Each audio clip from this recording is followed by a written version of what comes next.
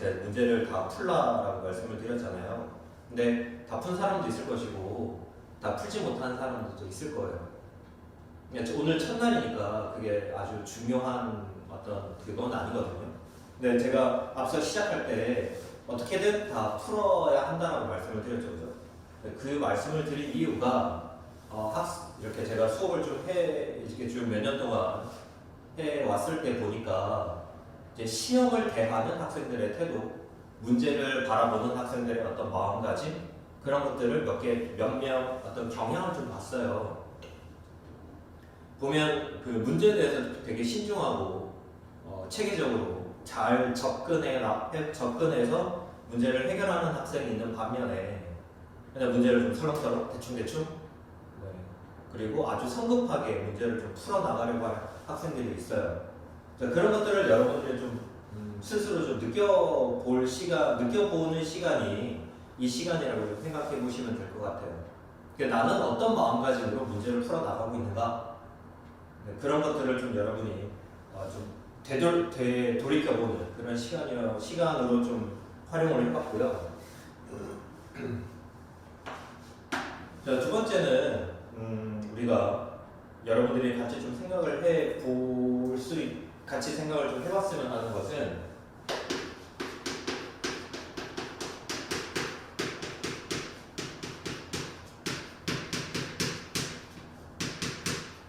문제 해결 전략인데요. 그러니까 우리가 그런 말 있잖아요. 뭐로 가도 서울만 가면 된다.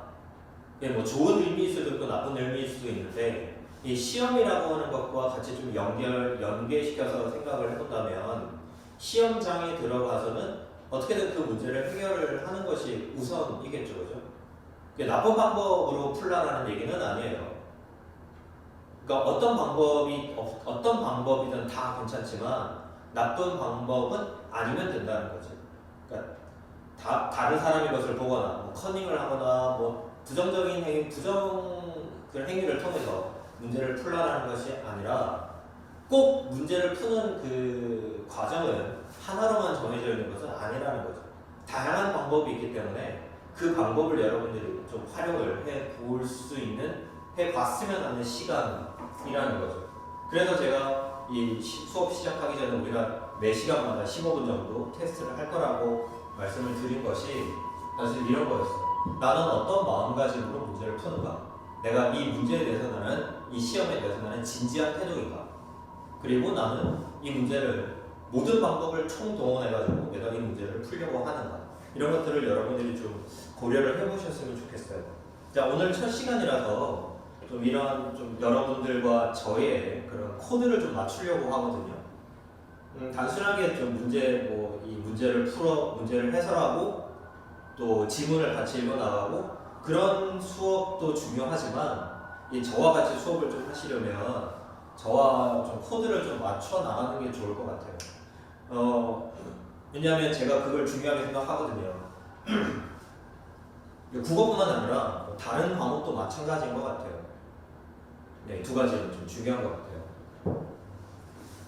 자, 그래서 아시는 분도 아시겠지만 일단 이 약수령 논술, 특히 국어가 어떤 것인지 좀 저와 같이 오리엔테이션 그런 이야기를 좀 풀고 중간중간에 시험과 관련된 지문과 관련된 그런 것들을 좀 이야기를 해보도록 할게요. 자, 이 풀이는 조금 이따가 같이 한번 볼 거예요. 자, 오리엔테이션은 이렇게 한 5개 정도 순서로 진행이 될 것 같은데요. 잘 보이시나요? 아마 여러분 제가 그 홈페이지에 올려놨어요. 이 PPT 자료를 올려놨거든요. 그거를 출력해서 같이 보셔도 되고, 다운받으셔가지고 옆에 패드나 컴퓨터 화면에 띄워놓고 같이 보셔도 돼요. 자, 먼저 약수령 논술 국어의 특징을 좀 살펴보고, 그 다음에 기출문제를 좀 같이 볼 거예요. 그러니까 기출 유형 같은 걸 볼 거예요. 그 다음에 공부를 어떻게 해야 되는가? 그 다음에 수업은 어떤 방향으로 가는가? 5번째, 그러면 실질적으로 수업은 어떻게 진행이 되는가? 이런 5가지 과정을 통해서 좀 이야기를 하도록 하겠습니다. 자, 약수령 논술 국어, 가천대는 여타 다른 대학들도 다 마찬가지인데요. EBS 교재 100% EBS 교재를 지문, EBS 지문을 기반으로 하고 있어요. 뭐 수학은 EBS에서 나온 문제와 똑같은 문제는 나오진 않겠죠, 그죠? 유형 같은 것들이 나올 거고요. 그러니까 국어는 100% EBS에 있는 지문을 가지고 출제를 할 겁니다. 물론 여타 몇몇 학교는 다른 지문, 그러니까 EBS 교재가 아닌 다른 지문을 가져오기도 해요.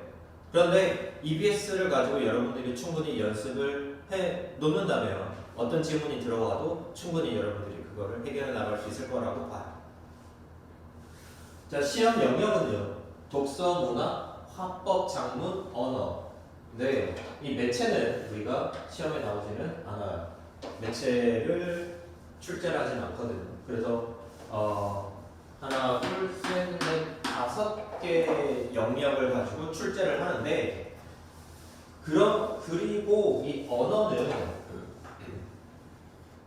언어는 대부분의 학교가 언어를 출제하지는 않고 있어요. 그래서 기본적으로 독서, 문화, 화법, 작문 이 4개의 영역을 가지고 출제를 하고 있고 언어는 가천대를 비롯한 한두 학교에서 두세 학교 정도에서 언어를 출제하고 있어요. 그래서 언어에 대한 여러분들의 걱정, 언어에 대한 것들을 조금 줄일 수도 있을 것 같아요. 자, 언어부터 좀 말씀을 드리면 아무래도 여러분들이 좀 목에 걸려있는 가시처럼 조금 껄끄러운 그런 부분이기도 하거든요. 그런데 언어가 지금 보면은 지금까지 가천대에서 출제한 문제들을 보면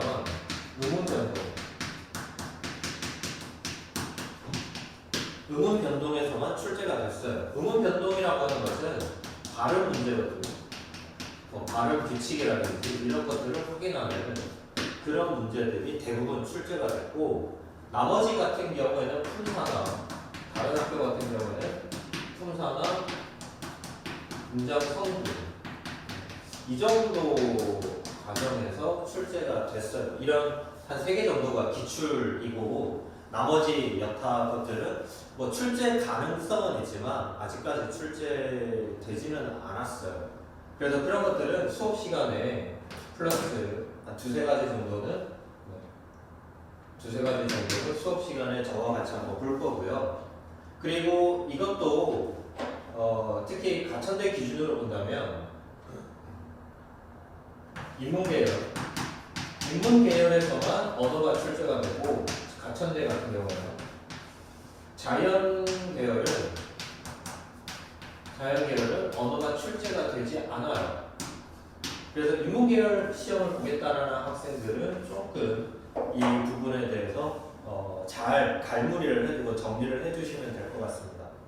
물론 이게 한 문제가 나오기 때문에 한 문제를 포기하겠다 싶으면 이것도 시험에 대해서 여러분들의 전략이기는 한데 아직까지는 포기할 필요는 없을 것 같아요. 충분히 실력을 쭉 다져나가다 보면 언어에 대해서 공부를 해 나가다 보면 여러분들이 충분히 해결해 나갈 수 있는 문제거든요. 그래서 아직까지 우리가 넉넉 잡아서 한 7, 8개월 정도의 시간이 있기 때문에 그렇게 여러분들이 쌓아 나가시면 될 것 같습니다. 자, 그렇다면 이제 보신 다음에 결국 독서 문화, 화법 작문도 보시면 지문을 바탕으로 나오기 때문에 결국 관건은 독서, 문화일 수밖에 없다라는 거죠. 화법 작문을 이제 독서라는 이 바운더리 안으로 넣어버리면 어차피 그 독서, 화법 작문도 지문을 보고 문제를 우리가 풀잖아요, 그죠? 그렇게 본다면 결국은 독서 문학이라는 것밖에 없죠. 그래서 독서 문학 쪽으로는 사자가 좀 빼고요.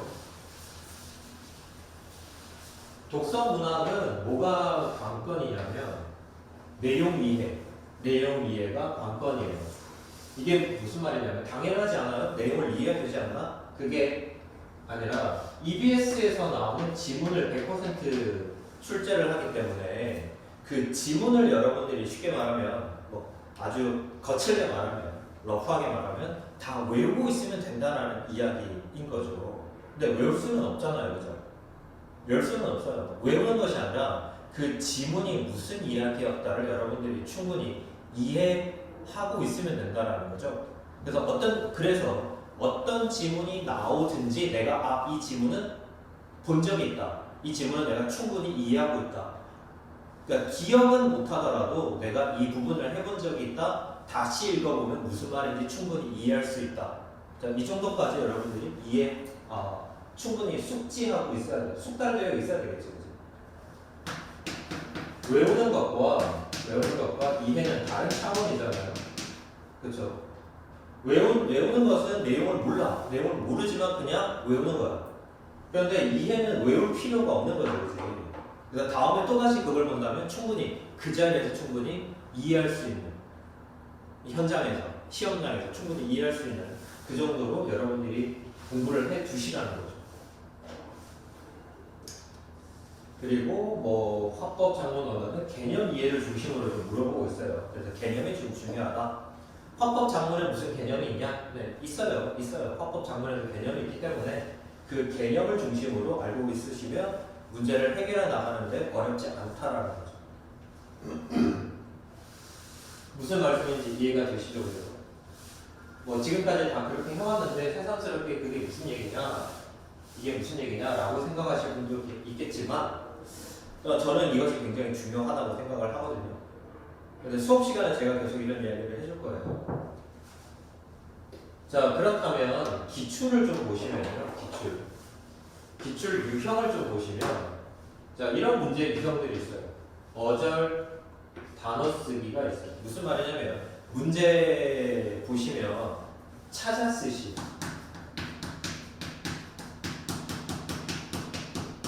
대부분 문제가 지문을 보고 그 지문에서 묻는 이 질문의 대답을, 질문의 정답을 지문에서 찾아서 쓰라는 거죠. 여러분들이 조금 전에 작년 모의고사를 풀어 보셔서 아시겠지만 어떤 선택지를 주고 그 선택지에서 선택지 5개를 주고 뭐 수능처럼 모의고사처럼 그 선택지를 여러분들이 다시 한번 고려하고 판단하고 지문의 내용과 선택지를 비교, 대조 다시 한번 추론해 놔가지고 거기서 답을 찾아내는 그런 스타일은 아니라는 거야. 그러니까 대단히 난이도가 낮은 문제거든요. 문제 유형은 대단히 난이도가 낮은데 그 문제 내용은 실제 내용은 그렇게 낮은 정도는 아니에요. 만만하지만 어떻게 본다면 연습이 충분하지 않다면 실수할 수 있는 막혀버린 그런 정도의 문제예요. 아주 쉬운 문제는 아니에요. 자, 그래서 그 찾아 쓰는데 거기에 따르는 어떤 조항들이, 단서들이 어떻게 찾아 써야 되나? 뭘 찾아 써야 되나? 어떻게 써야 되나? 답을 어떻게 써야 되나? 답을 산출하는 게 답을 여러분들이 아웃풋 해내는 형식이 이런 형식이에요. 어절이나 단어를 찾아 쓰는 거. 아웃풋 형식은 답안 형식은 저렇다는 거. 어절, 단어, 아니면 뭐 문장 이런 식으로 나오겠죠. 그러니까 어절이 뭐냐? 단어는 아시죠, 그죠? 그럼 어절은 뭐냐? 이거 좀 학생들이 좀 낯설어하기는 해요. 중학교 때 배우고는 뭐 다시 나오는 경우가 별로 없었으니까 중학교 때 이걸 배우긴 배워요, 그죠? 어절과 의문 이런 것들을 배우는데 이게 이제 고등학교 고3 한 몇 년 있다가 다시 나오기 때문에 잘 이해가 안 되는 이런 부분이기는 해요. 자, 그래서 독서 문제의 아웃풋은 이런 형식이고요. 문제의 어떤 그 내용은 문제가 묻고 있는 그런 방식은 가장 많이 나오는 게 위에 지문에서 나와 있는 정보를 찾는 문제. 질문에 맞는 정보를 찾아내는 문제고요. 그 다음에 정보를 추론하는 문제도 나와요. 그런데 그게 이제 수능이나 그런 스타일이 아니고 굉장히 약화된 형식이에요. 단순한 추론이에요. 추론 문제가 안 나온다라고 말하는 사람들도 있긴 한데 그렇지는 않더라고요. 추론 문제가 나오는데 좀 약화된 굉장히 말랑말랑한 단순한 그런 추론을 요구하는 문제가 있어요. 어떤 유형이냐면 이제 주어진 텍스트에 어떤 뭐 이론이나 형식에 대한 뭐 여러 가지 이야기를 좀 풀어나가요. 이거를 적용해 나가는 문제. 이건 수능에서 많이 나오는 문제이기도 하죠. 추론 문제 기본적인 유형인데요. 주어진 정보를 통해서 다른 어떤 상황에 적용했을 때 어떤 결과가 나오는지 적용 후 결과 이런 것들도 여기에서 추론하기 문제에서 출제가 돼요. 그래서 굉장히 약화된 형식으로 나오거든요. 그래서 이것도 뭐 그렇게 어렵지는 않아요. 예를 들어서 뭐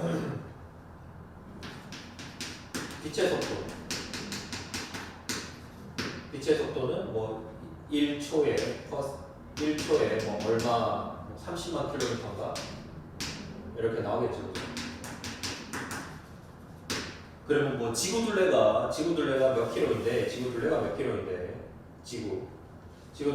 킬로인데 이 빛이 1초에 몇 번을 돌까 이런 문제라는 거죠. 쉽게 말씀드리면. 그러면 이런 이론을 가지고 여기다가 적용을 해보는 문제들이죠. 근데 이렇게 이 정도 수준이기 때문에 여러분들이 굉장히 부담 가질 정도는 아니다라는 거죠. 어떤 유형인지 좀 여러분들이 감을 잡으시면 될 것 같아요. 뭐 외우거나 그럴 필요는 없고요. 정보 찾기와 추론 문제가 대부분 나오는데 추론 문제가 굉장히 약화된 형태다. 자, 문학은 감상 일반에 대해서 물어봐요. 우리가 흔히 여러분들이 뭐 학교에서 보는 뭐 중간 시험이나 기말 시험 또 수능에서 많이 만나보는 그런 감상 일반에 대한 문제예요. 역시 아웃풋 답을 써 나가는 형식은 뭐 어절, 단어, 문장 이런 식으로 답을 써 나가시면 돼요.